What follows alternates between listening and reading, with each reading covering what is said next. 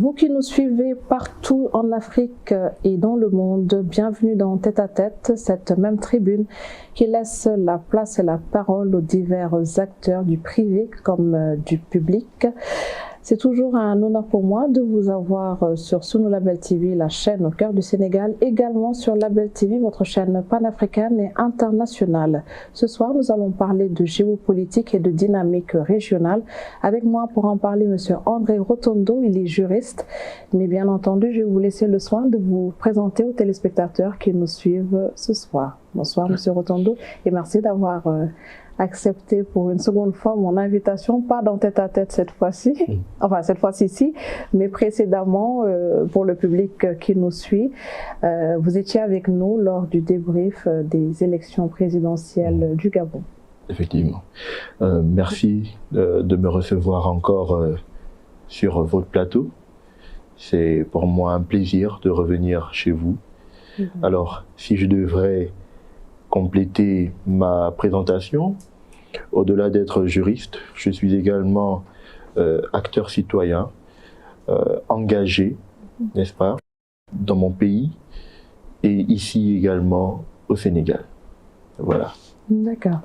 Pour en revenir sur l'élection qui a aujourd'hui élu M. Brice Oligui Nguema au Gabon, après ce coup d'État, est-ce une légitimation démocratique ou simplement une normalisation d'un pouvoir militaire? Je ne dirais pas que c'est la normalisation d'un pouvoir militaire, parce qu'un pouvoir militaire ou un pouvoir putschiste est un pouvoir anormal. Le peuple gabonais avait besoin d'avoir un président qui jouit de toute la légitimité possible pour pouvoir exercer le pouvoir avec tous ses attributs. Et le 12 avril dernier, il n'a simplement fait que donner au président Oligui les moyens nécessaires pour pouvoir exercer pleinement la fonction présidentielle. Une majorité écrasante face à ses concurrents et encore. On n'a cité que M. Claude Bilibidze comme principal opposant. Alors, cette nouvelle constitution du Gabon, très restrictive sur les candidatures, est-elle un instrument aussi de stabilité ou un d'exclusion politique? Je dirais que c'est un peu des deux. Le Gabon était à la croisée des chemins au matin du 30 août 2023 et il avait besoin de se refaire, également sur des questions constitutionnelles. J'ai eu à critiquer la Constitution sur plusieurs de ses aspects, mais il est important de dire que les critères qui régissent l'élection présidentielle au Gabon sont des critères qui ont été donnés par des Gabonais eux-mêmes lors du dialogue, comme le fait qu'on ait un président de père et de mère gabonais, un président ou un candidat qui soit à minima trentenaire, voilà, 35 ans, et qui parle au moins une langue nationale. Alors, moi j'ai eu à critiquer ce critère, parce que j'estime que nous sommes le dernier. Pourquoi? Parce que j'estime que le président de la République est le président de tous les Gabonais et pas de son ethnie spécifiquement. Pour moi, il n'était pas fondé de préciser un tel critère qui pourrait éliminer des candidats crédibles et sérieux. D'autant plus qu'aujourd'hui au Gabon, la notion de linguistique culturelle n'est pas forcément abordée sur les bancs de l'école. J'estime que ce que la nation n'enseigne pas, elle ne devrait pas la réclamer. Voilà. Oligui Nguema peut-il réellement réconcilier le Gabon quand on sait que le pays est passé quand même par des décennies de pouvoir dynastique, des Bongo en l'occurrence? Le président Oligui a tout intérêt à réconcilier les Gabonais. La solidité de son pouvoir passera aussi par la confiance qu'il trouvera dans le peuple. Et réconcilier les Gabonais, c'est déjà tenir ses promesses. Les Gabonais arriveront à se parler à nouveau lorsqu'ils auront déjà un président qui montre l'exemple. Vous savez, aujourd'hui, notre pays voit une nouvelle opposition émerger. Et cette opposition, elle entraîne également des personnes. C'est laquelle? Bon, il y a une opposition, elle est plurielle. Voilà. Il y a aujourd'hui le front mené par l'ancien Premier ministre, Alain-Claude Bilbinzé. Il y a une opposition avec des acteurs beaucoup moins classiques. On l'a vu lors de cette élection, des personnes qui étaient inconnues du grand public et qui se sont présentées pour la première fois à l'élection. Nous avons également une opposition avec des acteurs beaucoup plus habitués à cet exercice d'opposition, notamment avec M. Jean-Rémy Yama, qui a été écarté malheureusement de la course pour n'avoir pas répondu à tous les critères. Mais fondamentalement, pour revenir à la question, le président Legui a intérêt à travailler avec tout le monde, à surtout tenir ses promesses. Parce que bien évidemment, si les promesses présidentielles ne sont pas tenues, le climat sociopolitique risque de se déchirer. Et nous ne voulons pas arriver à de tels extrêmes. Quels seraient aujourd'hui les premiers chantiers, les premières attentes en tout cas des Gabonais, suite à l'élection du président Brice Oligui Nguema? Il y a plusieurs attentes. Plusieurs. Les attentes sont principalement sociales. Sociales. Les Gabonais attendent du changement. Alors oui, les belles promesses, on les entend durant la campagne électorale. Elles font la campagne électorale, les promesses. Mais maintenant qu'il est élu, nous voulons avoir du concret. Et le peuple gabonais, pour le connaître un peu, n'est pas un peuple patient. Comme vous pouvez le voir déjà sur la toile, il y a des personnes qui commencent à être très dures avec le président. Parce qu'elles attendent des résultats très vite. Parce qu'il l'a promis. Le travail. Le travail. Les Gabonais ont besoin de travail. Il y a trop de chômeurs au Gabon. Pour un si petit pays, avec autant de richesses, c'est anormal. C'est une anomalie qu'il y ait autant de Gabonais au chômage. Alors, il y a eu des mesures, notamment avec le projet Taxigab, mais c'est un projet qui commence dans l'opinion à être pointé du doigt, à être boudé. Déjà, malheureusement. Mais je pense que le président a eu à décliner une feuille de route et le gouvernement qu'il dirige aujourd'hui est déjà à la tâche et nous aurons les premiers résultats dans les 100 premiers jours. Je pense que c'est un premier délai que nous pouvons nous fixer, un premier cap, les 100 premiers jours pour voir est-ce que la situation a changé. Au-delà des aspects purement liés à l'emploi, il y a également la santé. La santé, la sécurité, l'énergie. Voilà, les Gabonais aujourd'hui, pas plus tard qu'hier, tout Libreville était dans le noir. Donc, il est important que ces questions-là soient vite réglées. Ces questions qui touchent au quotidien des Gabonais soient très vite réglées. Et les délestages aussi? Oui, les délestages, c'est effectivement ça. D'accord. La communauté internationale semble assez silencieuse sur le cas gabonais. Et pourquoi ce traitement est-il différent par rapport aux autres États qui ont connu aussi des transitions militaires? Alors, ou bien la relation France-gabonaise, est-ce qu'elle va se poursuivre? Mais la communauté internationale, ce n'est pas que la France. C'est pas que... Il y a également l'Union africaine. Je rappelle que le Gabon avait été temporairement exclu de l'Union africaine, avait subi des sanctions. Donc c'est pour dire que c'est vrai, ce n'était peut-être pas au même niveau de répression que pour les États de l'AES par exemple, mais le Gabon a été sanctionné. Le Gabon a été pris à partie du fait du coup d'État, mais aujourd'hui je pense que les choses commencent à revenir à la normale.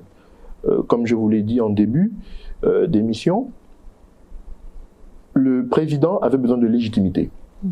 Et c'est cette légitimité-là qui fait le pouvoir. Et ces institutions avaient besoin d'un président légitime, choisi par les Gabonais.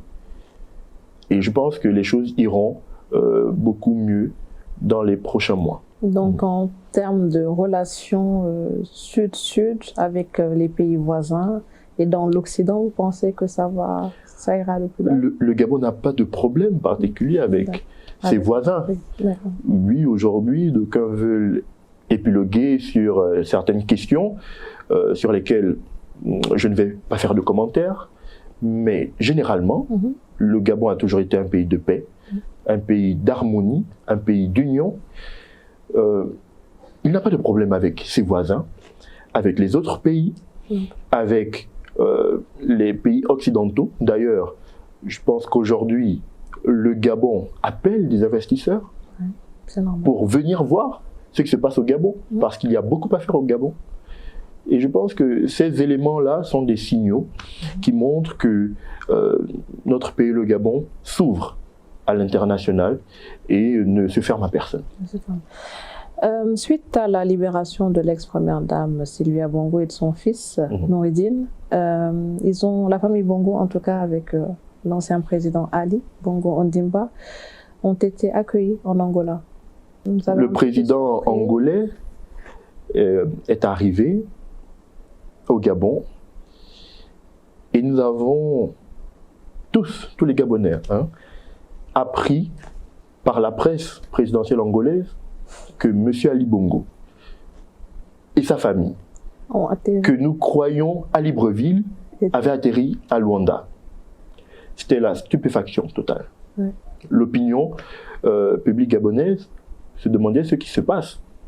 D'autant plus que quelque temps avant, le premier quotidien national, l'Union, avait démenti toute rumeur en disant que Madame Bongo et son fils avaient été libérés. C'est une activiste qui nous donne l'information déjà. Et 30 minutes après, la présidence angolaise confirme cette information. Nous avons tous été plus ou moins surpris de voir M. Bongo, sa femme et leur fils accueillis à Luanda comme un chef d'État. Bon, c'est un ancien chef d'État, nous le lui concédons. Mais par rapport... Ça ressemble à une résidence surveillée ou... En Angola? Oui. Je ne pense pas, je n'irai pas jusque-là. Il y a beaucoup d'éléments qui restent encore flous, que les Gabonais demandent à savoir. Mais aujourd'hui, nous ne savons pas déjà pourquoi ils se sont retrouvés à Luanda, alors que le président disait au micro de France 24 et de Radio France Internationale qu'il y avait une procédure engagée, procédure judiciaire engagée, et que la justice devait faire son travail. Qu'au surplus, il devait avoir un procès équitable qui ne s'est pas encore tenu. Ça tire en longueur et aujourd'hui on apprend qu'ils ne sont plus sur le territoire national. Vous pensez qu'il tiendra ce procès? Il est le seul à pouvoir répondre. Il est le seul à pouvoir répondre. Mais encore une fois, il faut dire que c'est une promesse qui n'a pas forcément été tenue. Les Gabonais l'attendaient aussi à ce niveau. Est-ce qu'il aurait la main qui ne tremble pas pour sévir?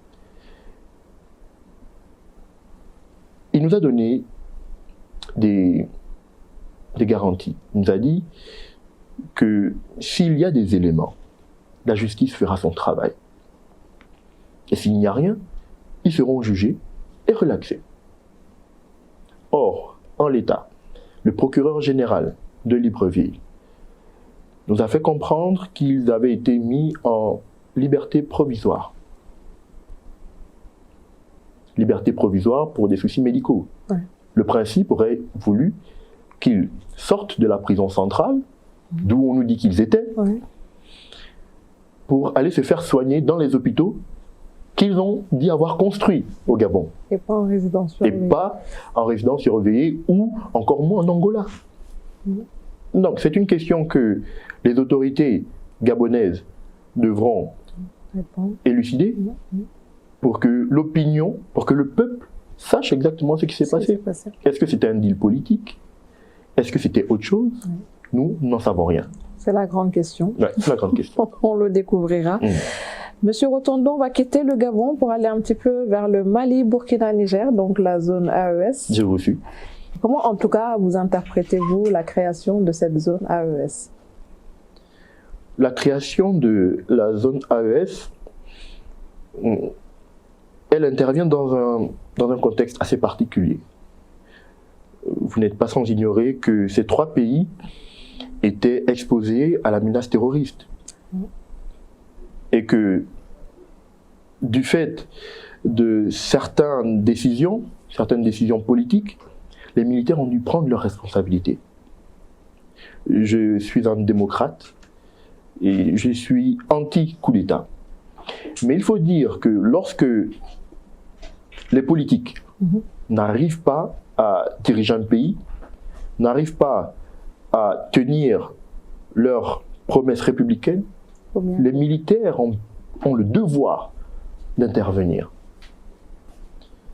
Et dans ces interventions, au niveau de l'AES, c'était des interventions souverainistes, républicaines.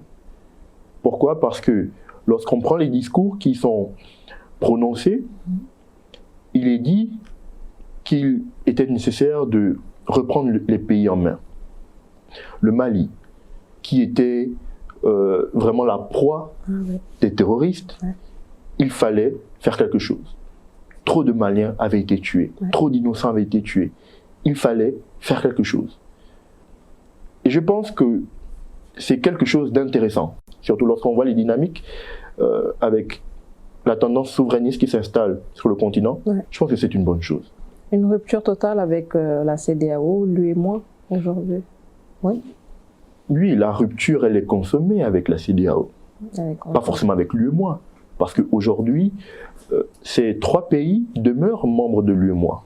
Le franc CFA est toujours la monnaie dans ces trois pays. Donc la rupture est consommée avec la CEDEAO parce qu'ils ont estimé que les missions de la CEDEAO n'étaient plus respectées. L'objectif de la CEDEAO était désormais, on va dire, plus forcément celui qui était à la base. Ils se sont dit qu'il fallait sortir de là. Ce n'était pas une organisation qui permettait à ces États d'être souverains. Ce n'était pas une organisation qui permettait à ces États de pouvoir se développer, de pouvoir lutter efficacement contre leurs maux. Il fallait donc en sortir. Carrément. Peut-on parler aujourd'hui de basculement géopolitique dans le Sahel? Et si oui, vers quel pôle d'influence ils vont se diriger? La Russie, la Turquie, la Chine ou l'Occident, les États-Unis? Le basculement, il est visible. Il est visible. Je pense que ces trois pays n'ont pas quitté l'empire, l'emprise de la France pour aller trouver d'autres maîtres. Je ne pense pas, en tout cas. Il était important de ne plus centraliser les débats autour de l'axe Sahel-Paris. La France est un partenaire historique, mais elle ne peut plus, en 2025, cristalliser les débats. Ce n'est plus possible.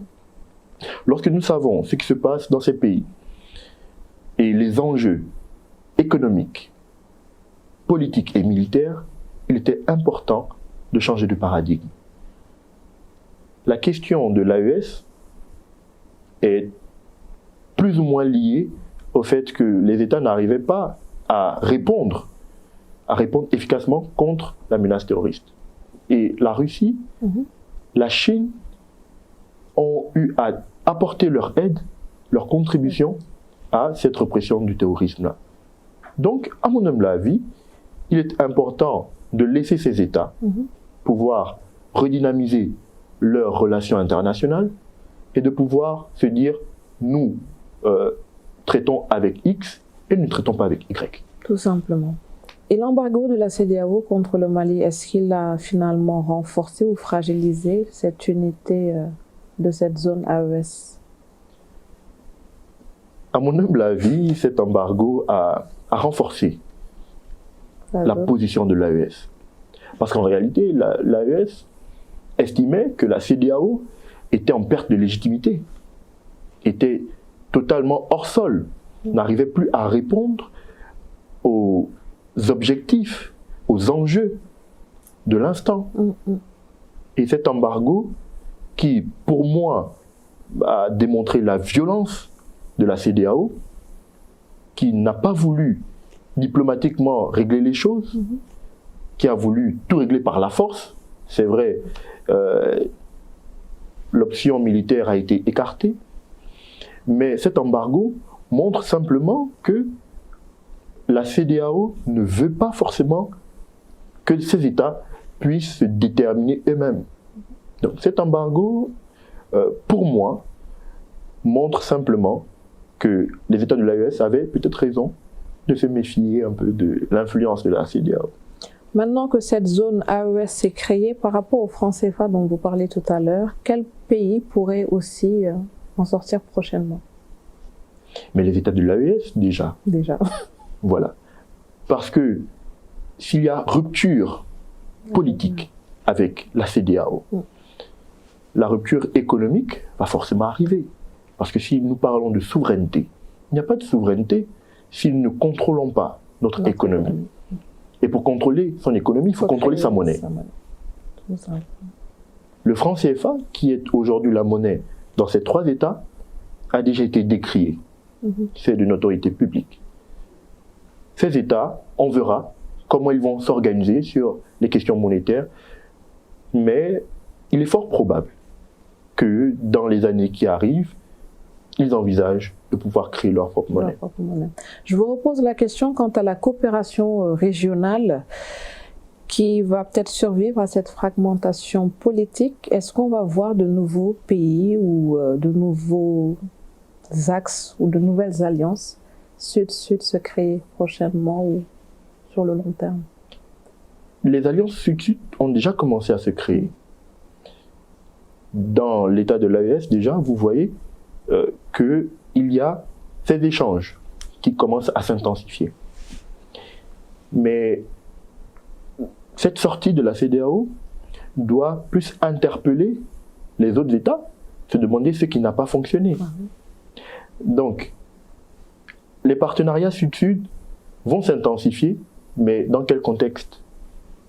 Il faudrait voir comment est-ce que les États pourront continuer à se parler, à échanger, parce que nous ne sommes plus à l'époque des indépendances, des dépendances, mais nous sommes désormais à l'ère des interdépendances. Donc nous ne pouvons plus dire que nous n'allons pas parler aux autres, même si sur certaines questions, nous ne sommes pas sur la même longueur d'onde. Ouais. Pour la démocratie panafricaine, quel rôle pour les États comme le Sénégal? Alors, quelle lecture déjà vous avez faite de la visite du Premier ministre Ousmane Sonko au Burkina Faso récemment, un geste diplomatique neutre ou tout simplement une affirmation d'un nouveau leadership? Je tiens d'abord à féliciter le Premier ministre Ousmane Sonko pour avoir répondu favorablement à l'invitation de son homologue burkinabé. Cette visite au Burkina montre une seule chose, c'est que le Sénégal a l'intention de ne pas rompre le dialogue. Le Sénégal a l'intention de tendre la main au Burkina lorsque tout le monde aujourd'hui pointe ces États du doigt, en les traitant comme des parias. À cette époque, nous devrons construire des ponts et non pas ériger des barrières. Et à mon humble avis, c'est la position du Sénégal qui continue les efforts diplomatiques pour que nous arrivions à une situation de calme, à une situation de paix sur toute la bande du Sahel. Ce qui est important, vous me rappelez un des intervenants justement lors du dialogue national qui s'était tenu au centre Abdou Diouf, au CICAD de Diamniadio, qui disait que sans dialogue en réalité, il ne peut y avoir de paix. On a besoin de dialoguer pour rester dans ce climat serein, en tout cas, et de paix.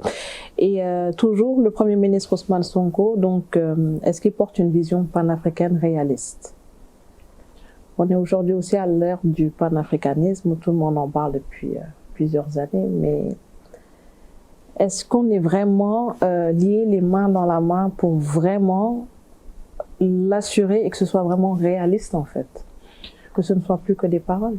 Le discours du Premier ministre Ousmane Sonko, depuis qu'il était dans l'opposition, hein, c'est un discours qui a toujours favorisé le panafricanisme. Aujourd'hui, où il est homme d'État, il est Premier ministre, il intensifie cela. Et il a d'ailleurs réaffirmé au micro de la RTB qu'il est important que les États africains puissent réfléchir à comment mettre en place ce panafricanisme-là, qui ne soit plus un concept, mais une réalité dans le quotidien de chaque Africain. Je pense qu'il a encore le discours d'un panafricain convaincu. Et on verra comment il articulera ses actions pour que ce panafricanisme-là puisse vraiment voir le jour. On pourra créer peut-être une confédération ouest-africaine. Pourquoi pas? Pourquoi pas? Mais nous avons vu dans les années antérieures, la confédération du Mali, qui n'a pas forcément porté ses fruits, qui a vite éclaté, mais qui a éclaté peut-être parce que, à la base, dès le début, les fondations n'avaient pas été clairement posées.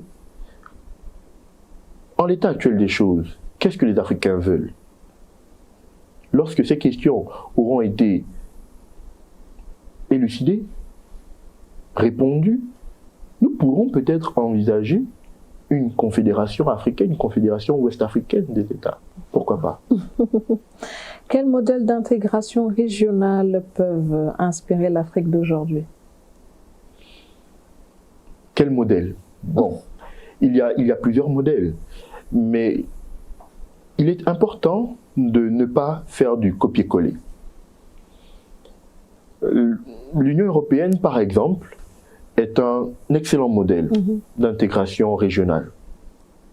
Sur les questions monétaires, sur les questions militaires, sur les questions politiques, l'Union européenne est un très bon modèle.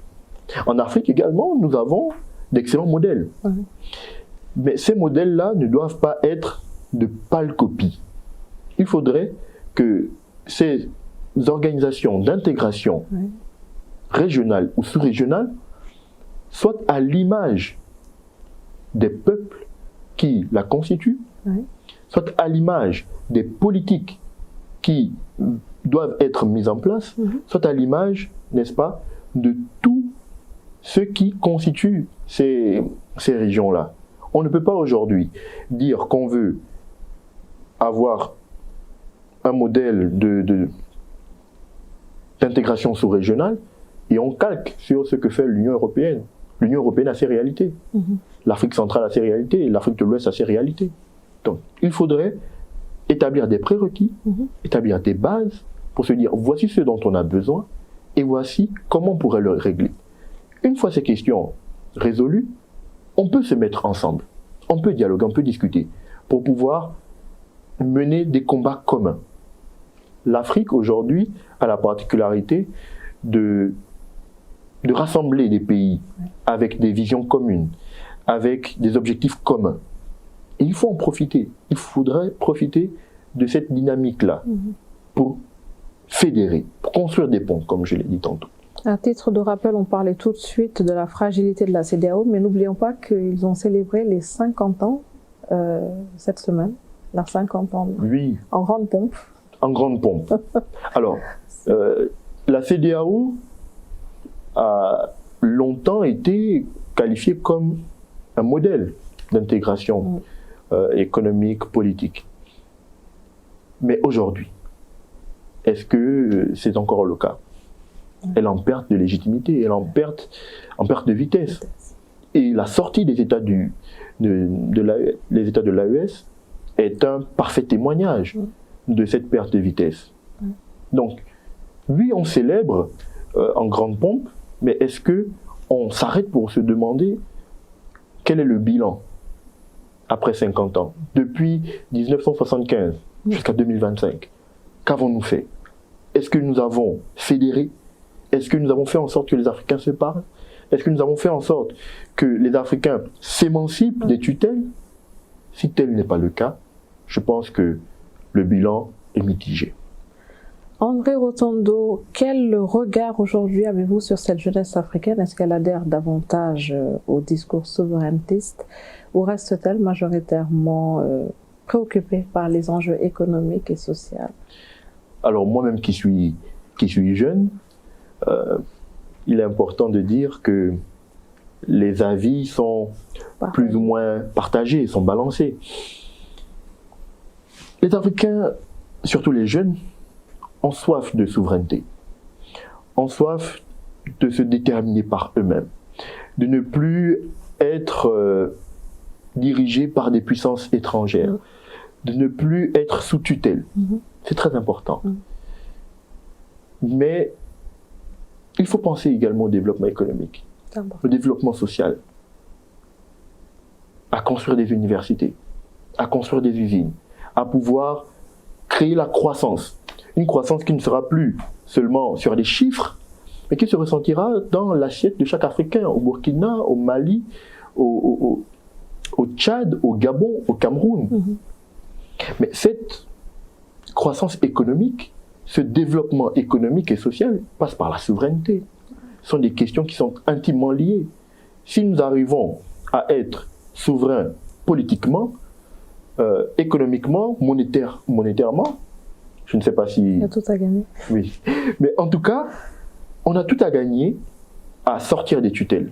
Sortir des tutelles, ce n'est pas forcément l'assurance d'un développement, mais c'est au moins l'assurance de pouvoir se déterminer par nous-mêmes. Et nous n'aurons plus personne à accuser cette fois-ci. Alors, ne craignez-vous pas que cette rupture avec les anciennes puissances coloniales, synonyme d'indépendance aujourd'hui, mais qu'on crée plus tard une dépendance vers un nouvel axe, comme la Russie encore une fois, la Chine? Vous savez, nous sommes à l'époque de la mondialisation. Et le monde aujourd'hui est un village planétaire.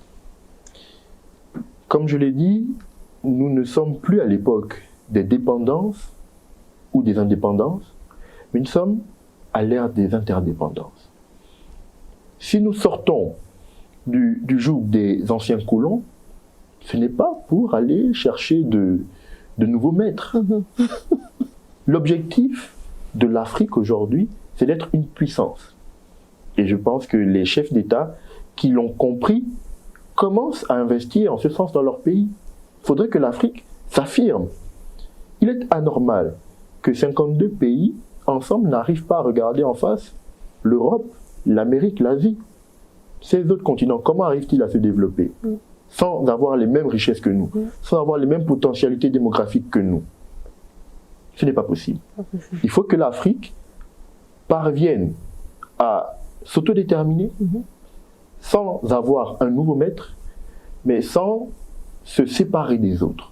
Pourquoi? Parce que win-win. Oui, des relations win-win, tout simplement. Voilà. Gagnant-gagnant. Voilà, c'est cela.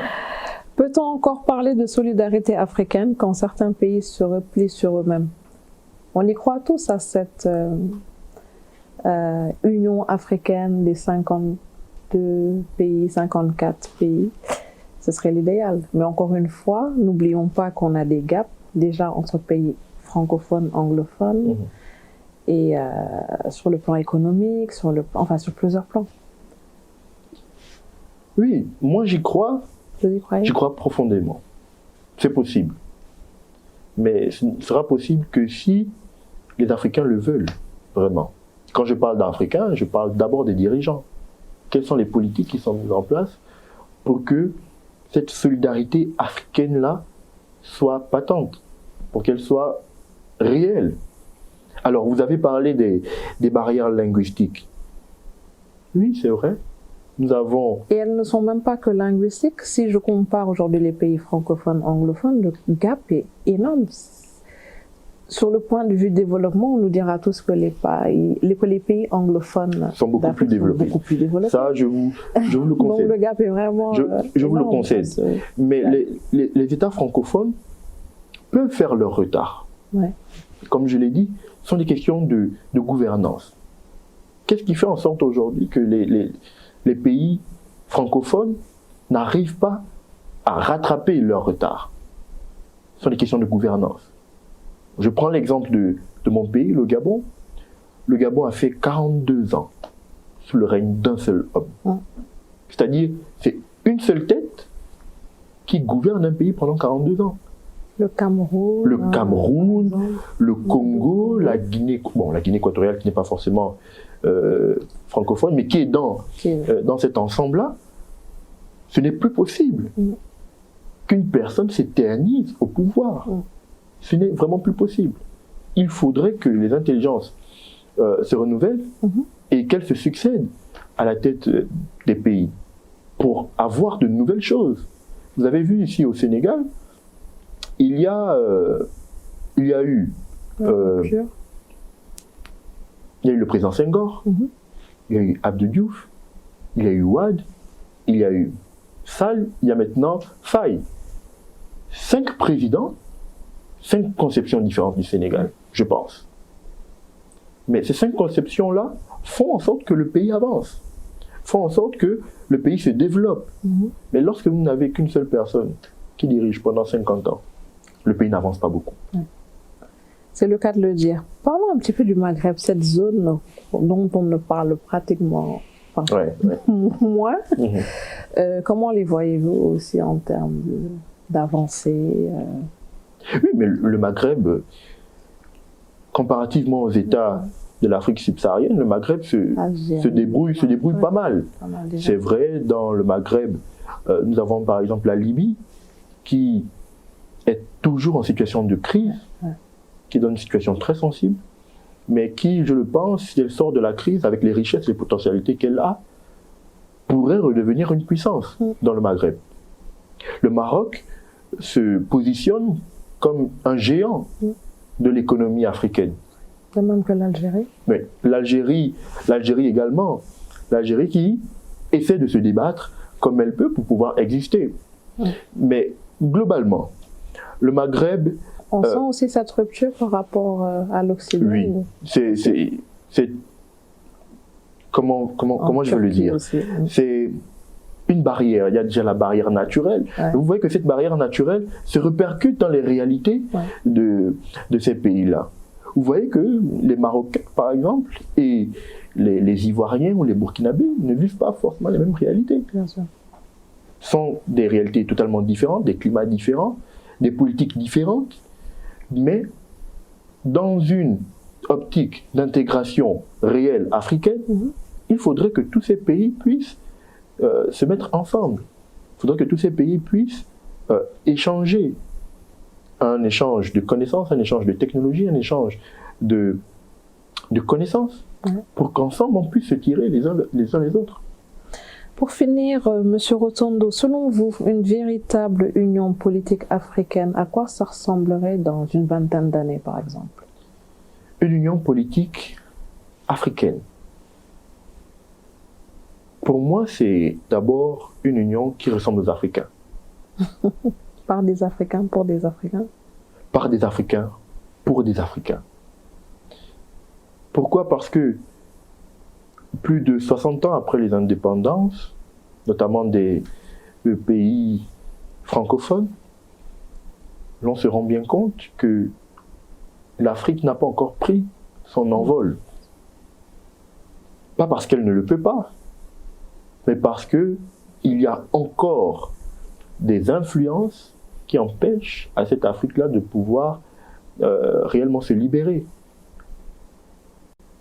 Dans 20 ans, moi je vois même plus loin, dans 100 ans, c'est une Afrique qui politiquement arrive à se positionner, arrive à être une puissance, arrive à décider.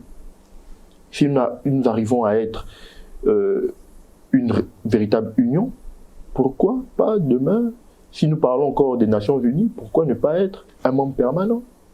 Union africaine. Mais vu actuellement les nombreuses réformes du président Donald Trump, Ouais. ne craignez-vous pas que sur le long terme, il y ait carrément une rupture totale avec L'Afrique ou avec les États-Unis? avec les États-Unis? Oui, Je les ai c'est encore, possible. ouais. Mais vous vous rendrez bien compte qu'aux États-Unis, chaque président vient avec sa réalité. Donald Trump est là pour 4 ans. Donc d'ici là, ça va. D'ici là, les ça va choses changer. changeront. Je ne sais pas si elles iront en s'empirant ou en s'améliorant, mais moi, ce qui m'intéresse fondamentalement, c'est la question de l'Afrique. C'est la question de savoir comment est-ce que nous ripostons, comment est-ce que nous répondons à toutes ces restrictions qui sont mises par les Occidentaux. Oui, ils nous mettent des taxes, ils font ce qu'ils veulent, c'est leur économie. Ouais. Mais comment est-ce que nous réagissons? Tous ces pays-là, pour faire fonctionner leurs économies, pétrole, matières premières, matière du sol, du sous-sol, Sur l'État. elles viennent les chercher en Afrique. Ouais. Comment est-ce que nous allons réagir par rapport à cela? Est-ce que nous aurons le courage de dire, vous venez les chercher, mais c'est désormais gagnant-gagnant, Avec nos conditions. avec nos conditions, désormais, Ouais. c'est nous qui fixons. Ou est-ce que l'Afrique n'aura pas ce courage-là de dire, oui, nous sommes désormais en possibilité, en capacité de pouvoir nous déterminer par nous-mêmes, alors nous fixons les choses comme nous le comprenons. C'est le défi de l'Afrique. C'est le défi de se dire que les autres ont pris de l'avance, nous avons encore du chemin, mais nous pouvons les rattraper. J'y crois. Je crois que l'Afrique a des potentialités. L'Afrique n'est pas moins bonne que l'Europe. L'Afrique n'est pas moins bonne que l'Asie. Nous avons des intelligences, nous avons des richesses, nous avons la nature, nous avons toutes les potentialités. Comme certains le disent, Dieu nous a tout donné en Afrique. Mais il faudrait que les Africains prennent conscience de leur richesse, que nos chefs d'État, nos gouvernants, accompagnent surtout les jeunes qui ont des projets innovants pour l'Afrique. Que ces jeunes-là ne soient pas poussés vers l'étranger. Parce qu'aujourd'hui, si vous avez un projet, soit on vous étouffe, soit on vous envoie vers l'étranger. Et lorsqu'il va développer aux États-Unis, mais les États-Unis s'accaparent de cela. Exact. Il faudrait que les Africains arrivent à se développer en Afrique. J'ai la foi que l'avenir de l'humanité, c'est en Afrique. Voilà. Merci beaucoup. Merci d'avoir c'est moi qui vous remercie. répondu à notre invitation. C'est moi. Je vais reprendre une citation d'un confrère gabonais, Aziz Adewale Tchandi, qui disait toujours que l'Afrique est la mamelle du monde. Merci à vous de nous avoir suivis. Je vous donne rendez-vous très très vite avec un autre invité. Merci.